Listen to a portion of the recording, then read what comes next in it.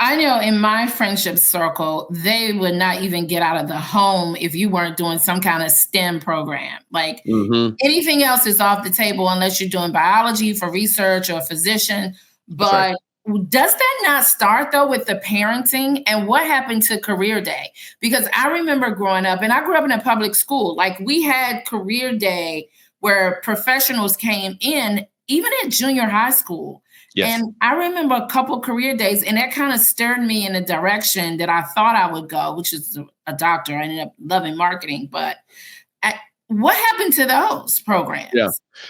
We've seen a shift in education, and that's why I wanted to pick on education, because I think it's so important. A shift in education away from education being a tool or a means unto an end, which is a great job that supports a family. It's turned into an end unto itself. I want you to think big thoughts. I want you to think about, why you're being oppressed, and, Marxism or communism or whatever other ism is out there that is taking you away from just doing good work and doing good things. So 100% agree. Yeah. Yeah. So that's actually been the shift. And if we can get a shift back to education driving towards the actual end, which is a great job that supports a family, it will change everything about education. But if your education doesn't have a purpose, doesn't have a point beyond just thinking big thoughts and trying to agree with this professor who's never actually done a real job, that is going to destroy society. I ran into that a lot when I hired, at the time, millennials who were roughly like fresh out of college. They had no idea. They learned all these lessons, even on marketing and project management, advertising, but they could not come up with a critical thought. And I think there is something to be said. But for me, we had a gentleman a couple weeks ago on the podcast, and I told him, I said, are they not teaching critical thinking? He said, it's almost as if critical thinking in college is frowned upon. So they're not teaching the things that really, like, how do you reason? How do you look and form a strategy? But that also sits with the parenting. And I take a lot of things back to the parenting to be engaged and active. And at first I was kind of apprehensive about education when they took the federal oversight away from education. But now the more I think about it, I still kind of have mixed emotions about it. On one hand, I think it's a great idea. On the other hand, I'm like, how do we establish some type of continuity among all the states? But for me, it's math, reading.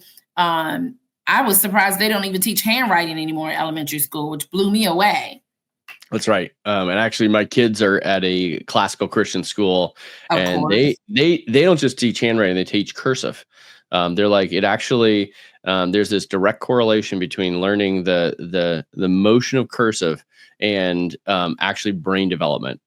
Even though you're probably never going to use cursive the rest of your life, it is part of what develops the brain in different avenues. So anyway, my point is education has been a tool that's been hurting society a lot. We've gotten away from the vocational aspect of education. We've gotten away from the practical aspect of education. And if we can return to that, and I'm starting to see some return to that, then I actually start to get very much more optimistic around where the world is going to be going, because education is a powerful tool for good or ill. And I think it's been used to hurt our children over the last 10, 20 years. And if it can start going a better direction, then a lot of these problems will actually just start to go away, in my opinion.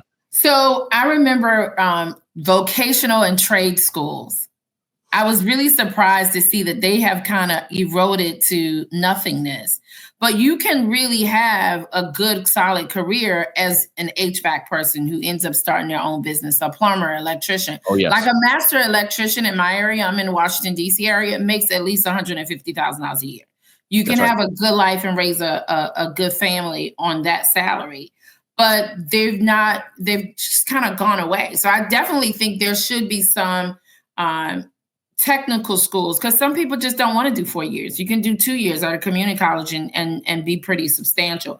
What can we do to start in the education system to start preparing our children? Like I have a 3-year-old, I started late, but what can you do to start really, what should I be looking at for my child as far as education to get them ready for the labor market? Like, what skills do they need? They need soft skills. We know we don't want to eat a bunch of Elon Musk running around, but what kind of skills? What kind of skills do we need? Yeah, I think they need to be out seeing people. The soft skills I'm going to start with, and that comes from dinner table conversation and then leading into the classroom. Right. That is how you learn to interact with the world. Children are, if you look at a 3-year-old's daytime planner, it would just be watch mom all day. What's mom doing? I'm going to try and right. You think about it, like that's all they do. Is they're just watching. And so what are we demonstrating to them? And how are we building them up? And I'll be honest, I've got 5 kids. The oldest is now 21, and I've got 4 teenagers. You're a 21-year-old? I have a 21-year-old. I am 48 years old. I am. Oh my God. I work out a lot. I don't. But it's amazing. Like, we sit around the dinner table, and I love business, right? And I also love real estate, and I'm buying buildings and selling buildings. And so I try and talk through all the deals with them. I'm like, okay, so here's an opportunity that's in front of us. Let's talk through that. Or, hey, I ran into this thing at work. What would you all do? How would you handle this situation? You can't beat that in a family setting. And obviously education needs to be part of that. But I think we need to get children thinking about how can they be a meaningful member of society. You have 2 hands and 1 mouth. You should be producing twice as much as you're consuming. And that's what I tell my kids all the time. Like, you are not just consumers. And I think, and it's interesting because if you look at a lot of the economic data coming out of the Fed, coming out of DC, they talk about U.S. people as consumers. We are, what's the consumption index? They talk about consumers. No, we're producers. And so you create people who want to produce more than they consume because they have 2 hands and 1 mouth. I talk to my kids about that all the time. And so they're actually really eager to go out and work. My 15-year-old has a full-time job doing construction over the summer. And man, there is nothing better than a young man coming home completely beat. Like, he is so tired. He's been doing concrete for 8 hours. And like, there's going to be far less funny business happening when a young man and he is exhausted. And man, I couldn't ask for anything better than that. So I think, and even my 13-year-old, my youngest, she's out weeding the garden. I'm like, I'm going to need, 3 hours of weeding a day.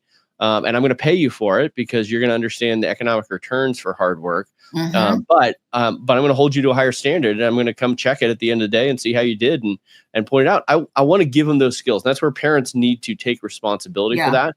And if you can get your kids to understand you have 2 hands and 1 mouth, you should be producing twice as much as you're consuming. It changes your mindset. And also, I keep returning to this word, it builds dignity into people when they're doing great things for other people and not just taking for themselves.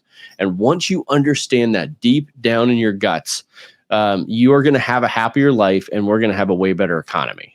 It's so funny. I told my mom, I said, as soon as my daughter gets old enough to work, I said, I'm going to have her do a housekeeping job. And she's like, what? She's like, housekeeping job? I said, yeah. I said, she was like, well, she probably wouldn't have to. I said, but I want her to, because she needs to understand how to work, how to be humble. And just because someone is doing a job that we feel is not a high net worth job, she still needs to understand how to be respectful to people. And you can only appreciate that, in my mind, once you've started or once you've worked in a job. So you know how to, and you understand gratitude and gratefulness. Yeah.